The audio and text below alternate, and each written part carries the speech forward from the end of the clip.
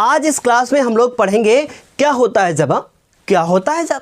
क्या होता है जब का मतलब जब हम लोग रासायनिक अभिक्रियाएं करवाते हैं तो क्या होता है।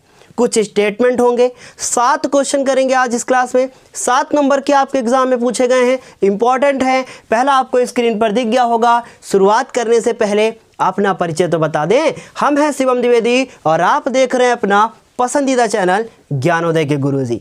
चलिए शुरू करते हैं पहले क्वेश्चन के साथ। पहला क्वेश्चन क्या लिखा है देखिए, क्या होता है जब, और डैश करके लिखा है एथिल अल्कोहल को सांद्र सल्फ्यूरिक अम्ल के साथ गर्म किया जाता है। एथिल अल्कोहल है क्या? एथिल अल्कोहल है C2H5OH। अब ध्यान से सुनिएगा, पूरी जानकारी बताते हैं, ठीक है। देखिए पहला क्वेश्चन है और ये जो आपका क्वेश्चन है देखिए ध्यान से, ये 8 नंबर क्वेश्चन है और ये आपकी 2020 के एग्जाम में पूछा गया है और वो है आपका सेट नंबर 4 और सेट नंबर 4 के NM उसका कोड है। तो क्लियर है, समझ में आ गया होगा, ठीक। अभी देखो पहला क्वेश्चन लिखा है एथिल अल्कोहल। एथिल अल्कोहल होता क्या है? एथिल अल्कोहल होता है C2H5 और OH। कुछ बच्चों को कंफ्यूजन है कि क्या सर ये एथिल अल्कोहल नहीं होता है क्या? ये भी तो एथिल अल्कोहल होता है, क्योंकि ये देखो C2H5, तो ये भी क्या हो गया? एथिल अल्कोहल ही हो गया, ठीक। इस तरीके से इसको भी एथिल अल्कोहल ही कहते हैं। मिस मत कीजिएगा, पल के मत झपकाइएगा, क्वेश्चन को देखिएगा।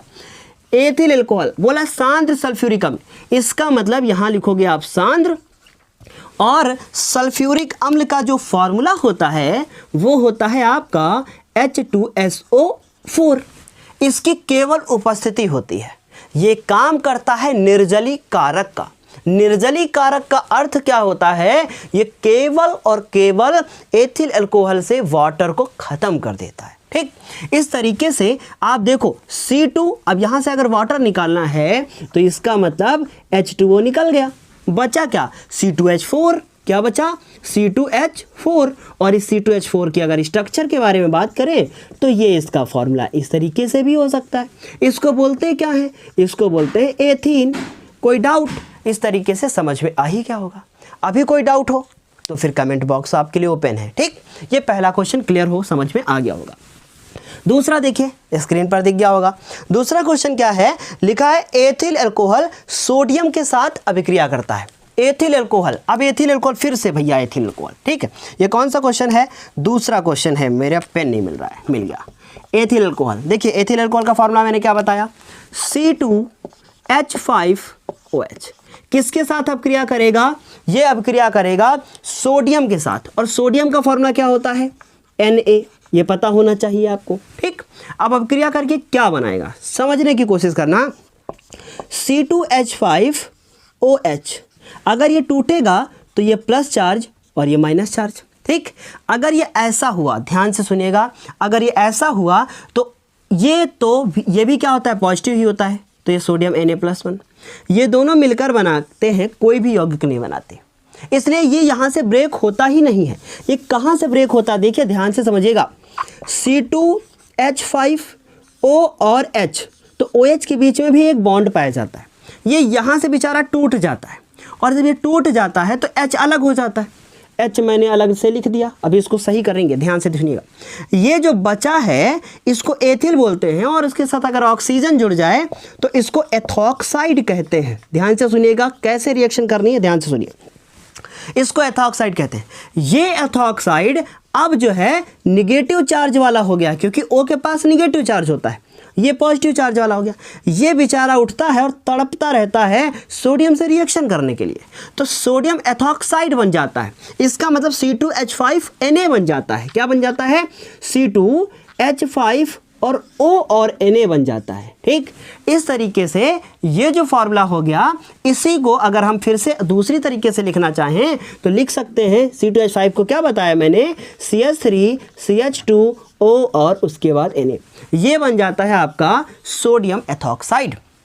इस तरीके से ये जो दिख रहा है आपको, ये CH3 CH2O Na, ये है हमारा सोडियम, क्या है? एथॉक्साइड, ठीक। लेकिन अब ये जो हाइड्रोजन था, ये हाइड्रोजन कैसे होगा? ये 2 बार होगा। क्यों? क्योंकि हाइड्रोजन गैस बनेगी। ठीक, अब इसको करना पड़ेगा बैलेंस। क्यों बैलेंस करना पड़ेगा? क्योंकि अभी तो हाइड्रोजन उधर हो गए 5 2 7, इधर तो 5 ही है, तो इसको लगा दो, 2 से गुणा कर दो। जैसे ही आपने इधर 2 से गुणा किया, ये हो गया आपके 5 2 10, 10 2 12।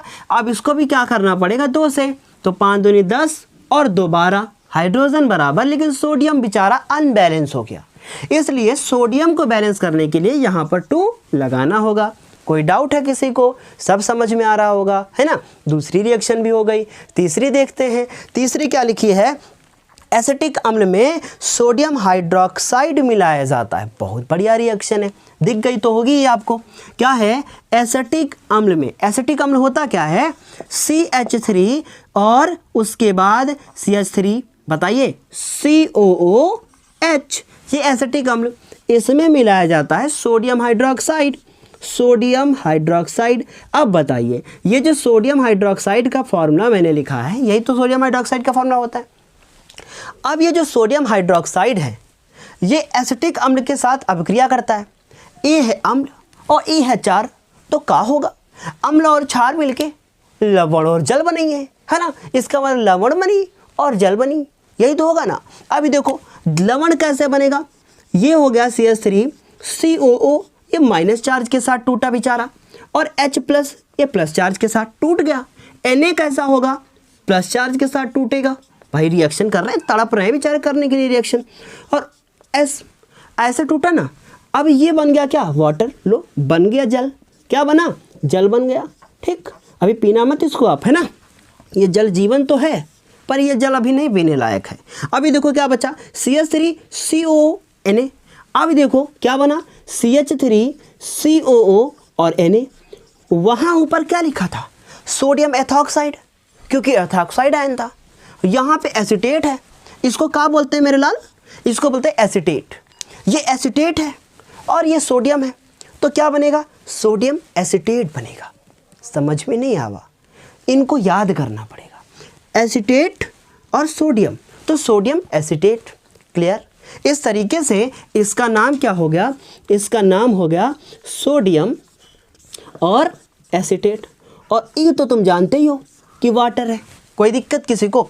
ये सोडियम हाइड्रोक्साइड और ये एसिटिक अम्ल, 3 तो ख़त्म। आगे बढ़े, है ना। अभी देखो 3 रिएक्शन मैंने आपको बता दी। कितनी बतानी है टोटल आज? 7। और क्या होता है जब? अभी पूरा तो नहीं ख़त्म कर सकते, पर हाँ इतना है कि इनमें से आपको बहुत फ़ायदा हो जाएगा। ठीक है, अभी देखिए, और इतने अगर तैयार कर लिए तो 100% क्वेश्चन फंसेगा। अभी देखो अगला क्वेश्चन समझते हैं। ठीक, 3 हो चुके हैं, 4 नंबर की आज बारी। 4 नंबर क्या है? सोडियम कार्बोनेट एसिटिक अम्ल के साथ अभिक्रिया करता है। अब सुनना क्यों ये रिएक्शन हुई। ठीक, सोडियम कार्बोनेट। अब सोडियम कार्बोनेट का फॉर्मूला देखो, Na2CO3। क्यों? सोडियम होता है Na+1, CO3 -2, ये 2 इधर आया और 1 उधर गया, तो 1 नहीं लिखा जाता है। ये हो गया सोडियम कार्बोनेट। इसकी क्रिया जो हुई वो किससे हुई? वो क्रिया हुई तुम्हारी एसिटिक अम्ल से। एसिटिक अम्ल क्या होता है? CH3 COO और H। ठीक, मैंने कहा था ये बेचारे तड़प रहे हैं रिएक्शन करने को। ठीक, ये पॉजिटिव चार्ज, ये नेगेटिव। इधर भी ये क्या होगा? Na+1 और CO3 -2। ठीक है, अब ये देखो Na ना इसके साथ रिएक्शन कर लेगा। हाँ बेटा, कोई बात नहीं, बच्चे हैं बोल देते हैं। ठीक, अभी देखो CH3 COO और Na क्या बन जाएगा? ये बन जाएगा CH3 COO और उसके बाद Na। क्या हुआ? Sodium acetate. H और CO3, ध्यान से सुनिएगा, H और CO3 अगर हम अब बहुत बार बता चुके हैं कि H और CO3 मतलब H+ और CO3। ठीक, अभी ये जो हमने फॉर्मूला यहाँ पर देखा है, ये देख रहे हैं आप, तो ये बनाएगा H2CO3, पर ऐसा कोई यौगिक नहीं होता है, इसलिए ये फिर से टूट जाएगा H2O में और CO2 गैस में। तो ये बन जाएगा मेरा CO2 गैस और H2O। कुछ भी आपको समझ में आया? इस तरीके से पता है कोई भी रिएक्शन आप कर सकते। इसे समझने की कोशिश करते हैं कि यही क्यों हुआ? देखिए, कोई भी अगर यौगिक है और उसमें कार्बोनेट है तो 100% ये मान लीजिए कि अगर कार्बोनेट है उसमें तो जानते हैं क्या होगा, कभी भी कार्बोनेट है तो कार्बन डाइऑक्साइड गैस बनना तय है। ठीक, अभी इस रिएक्शन को हम बैलेंस करेंगे। देखिए कैसे, अगर हम देखें इधर तो इधर कितने हैं, इधर सोडियम है 2। ठीक, ध्यान से समझिएगा, इधर सोडियम कितने हैं, इधर सोडियम है 2 और उधर कितना है 1। तो हमको क्या करना पड़ेगा, 2 लगाना पड़ेगा ताकि सोडियम बराबर हो जाए। जैसे ही सोडियम बराबर हुए, एसीटेट बेचारा गड़बड़ा गया, तो इसको हमको क्या करना पड़ेगा, 2 लगना पड़ेगा, है ना। अब 2 अगर यहाँ लगाना पड़ेगा तो क्या होगा, ध्यान से सुने, ये तो पूरा का पूरा बैलेंस, सोडियम इधर 2 है, सोडियम भी हो गया बैलेंस। ठीक, अभी CO2 को देखो, यहाँ से CO2 निकल गया, अगर ध्यान से सुनिएगा तो एक ऑक्सीजन रहेगा ना, तो एक ऑक्सीजन वो यहाँ चला गया, और अगर ये 2 से गुणा हुआ है तो हाइड्रोजन भी क्या है, बैलेंस है। पूरी रिएक्शन क्या है, बैलेंस है। कोई दिक्कत नहीं होनी चाहिए, पूरी रिएक्शन बैलेंस हो गई। अगला देखो 5 नंबर क्या पूछा गया है। 5 नंबर पूछा गया है आपसे, रिएक्शन पूछा गया, एथिल अल्कोहल एसिटिक अम्ल के साथ क्रिया करता है। एथिल अल्कोहल एसिटिक अम्ल, ओहो बढ़िया वाली रिएक्शन है। भी देखो क्या होगा, एथिल अल्कोहल क्या होता है, फॉर्मूला C2H5 और OH। इसकी रिएक्शन एथिल अल्कोहल की किसके साथ होने वाली है, एथिल अल्कोहल की रिएक्शन होने वाली है किसके साथ, एसिटिक अम्ल के साथ। एसिटिक अम्ल का फॉर्मूला CH3COOH। ठीक, अभी इसको भी समझते हैं, देखिए ध्यान से, ये जो लिखा है यह C2H5O और H, ये है CH3, ध्यान से सुनिएगा, CH3COO। जिस तरह से हम बता रहे हैं कोई नहीं बताएगा इस तरीके से आपको रिएक्शन, चाहे आपने कहीं भी पढ़ी हो। ये देखिए, इसका OH और इसका H दोनों मिला के क्या बना दिए, पानी बना दिए। अभी जो बचा है उसको देखो, ये H2O लिखा है। ठीक, क्या लिखा है, H2 और O। अभी क्या बचा, C2H5। अब ये निगेटिव चार्ज का होता है, ये पॉजिटिव का होता है, ये निगेटिव का, ये पॉजिटिव का। अब ये आपस में इसके साथ जुड़ जाएगा, क्या बनाएगा, CH3COO C2H5। क्यों C2H5 पहले क्यों नहीं होगा, क्योंकि एसीटेट हमेशा पहले ही होता है। ठीक, तो CH3COO और C2H5। कोई डाउट है किसी को, ये रिएक्शन समझ में आ गई होगी पूरी। अगर नहीं समझ में आई तो इसे ऐसे समझे कि यहाँ का OH, ठीक, ये OH इसके H के साथ गया और दोनों गए जुड़, और इसे समझ लें तो ज़्यादा बेहतर है। ठीक, ये जो रिएक्शन है इसको कहते क्या है, इसे कहते हैं एस्टरीकरण अभिक्रिया, क्योंकि जो ये बनता है ये है एस्टर। ठीक, और इसका नाम क्या होगा ये समझो, इतने का नाम एथिल और इसका एसीटेट, नाम हो जाएगा एथिल और एसीटेट। समझ में आई बात, कोई दिक्कत है किसी को, सब समझ में आ गया होगा। ठीक, अभी आगे बढ़ते हैं और देखते हैं कि अगली रिएक्शन क्या पूछी गई है। बहुत इंपॉर्टेंट रिएक्शन है। वीडियो पॉज करके आप बिल्कुल अच्छे से, जब तक समझ में ना आ जाए तब तक समझा कीजिए। बहुत अच्छे क्वेश्चन बताऊंगा मैं आज इस क्लास में अपनी। अब हम समझते हैं कौन से क्वेश्चन को, इसके अगले क्वेश्चन को। क्वेश्चन नंबर इसका जो 6 है वो कितने नंबर का है, एक ही नंबर का है, पर क्वेश्चन नंबर 6 है। स्क्रीन पर तो देखिए क्या होगा, क्वेश्चन नंबर 6 क्या बोला गया है, इन्होंने बोला क्या है, स्क्रीन पर देखिएगा, एथेनॉल को क्षारीय पोटेशियम परमैंगनेट की उपस्थिति में गर्म किया जाता है। किसको, एथेनॉल को। एथेनॉल होता क्या है, एथेनॉल का जो फॉर्मूला होता है वो होता है आपका C2H5OH। क्या होता है, C2H5OH। तो ये C2H5 और OH हो गया। इसको किसके उपस्थिति में गर्म किया जाता है, इसको उपस्थिति में किया जाता है क्षारीय पोटेशियम परमैंगनेट KMnO4। हमारे गुरुजी इसको कहते थे कबिनो4। क्या कहते थे, KMnO4 को, इसे कहते हैं पोटेशियम परमैंगनेट। ये जो MnO4 होता है -1, ये परमैंगनेट आयन होता है। कोई दिक्कत किसी को, समझ में आ रहा होगा, इसे परमैंगनेट आयन कहते हैं। और जो ये परमैंगनेट आयन आपको यहाँ पर दिख रहा है ये क्या है, ध्यान से सुनिएगा, क्या होगा, ये नवजात ऑक्सीजन देता है, और ये नवजात ऑक्सीजन ये आपको यहाँ पर दिख गया। ठीक, ये क्या होगा, इसके साथ ये जुड़ जाएगा। स्टेप वाइज रिएक्शन होती है। इसको ऑक्सीडेशन होने से पहले एल्डिहाइड बनता है, एल्डिहाइड होने के बाद तब बनता है कार्बोक्सिलिक एसिड, क्या बनता है, कार्बोक्सिलिक। पर आप चाहो तो डायरेक्ट करवा सकते हो, डायरेक्ट कर लो, है ना, वही ज़्यादा अच्छा है। ठीक, तो ये हो गया हमारा C2H5 जो आपको दिख रहा है, ये बनेगा CH3COO और उसके साथ H। ये जो ऑक्सीजन है इसके साथ जुड़ जाएगा।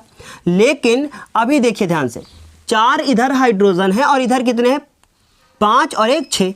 इसे करना पड़ेगा बैलेंस। तो 6 हो गए तो 2 हाइड्रोजन और हो गए।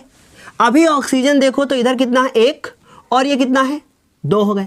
रिएक्शन बैलेंस है, लेकिन इसमें हाइड्रोजन गैस कभी नहीं बनती है, वाटर बनता है, इसलिए इसको करना पड़ेगा बैलेंस। अब पूरी रिएक्शन देखिए क्या है, बैलेंस है। CH3 कितने कार्बन है, 1 2, इधर कितने हैं 2, उधर हाइड्रोजन कितने 3 और 1 4, 4 2 कितने 6, इधर कितने हैं 5 और 1 6, ऑक्सीजन कितने 1 और 2, इधर कितने हो गए 3।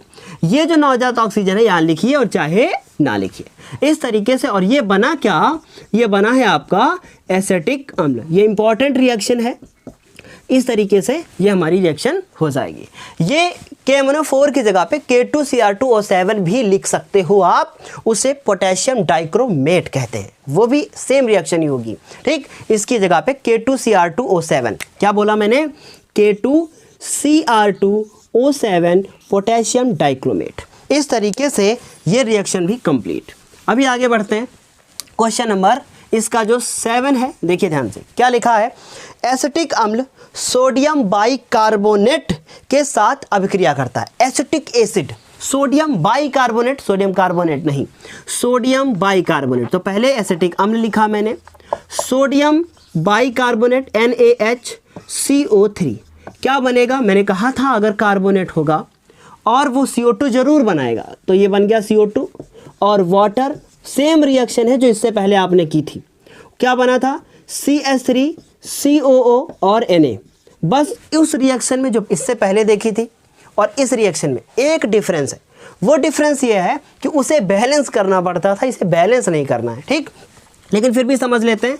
CH3COO ये माइनस और ये H प्लस, इसे देखो Na+1 H+1 और HCO3 की जगह पे सिर्फ CO3-2।